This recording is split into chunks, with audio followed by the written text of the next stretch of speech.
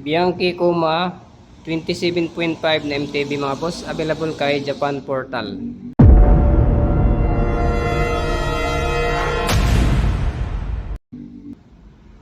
So size nito mga boss, medium size na siya mga boss. Pang off-road to mga boss, oh. Nakalagay na sa frame 27.5. Sa size nito mga boss, ang top tube niya ay by centimeter mga boss, ano siya, 58 centimeter yung top tube niya. 48 naman yung seat tube.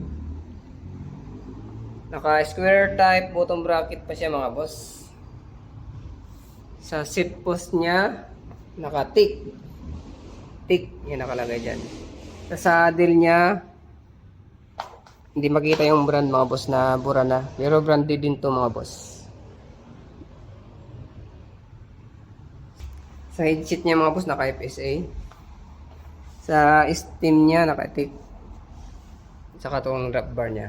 Naka combo shifter siya mga boss. Naka 3x7 speed. Naka torni yung ano niya, RD.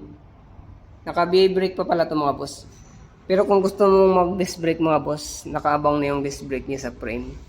Pero dito sa suspension niya mga boss, kung gusto niyo mag-upgrade, ito kasi pang B-brake lang ang suspension na to. Wala siyang abang dito para sa disc brake.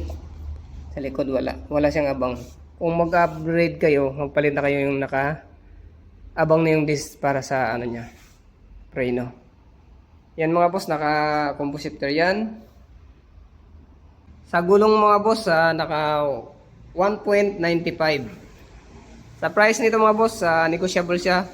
Si 17,000 negotiable sa 17,000.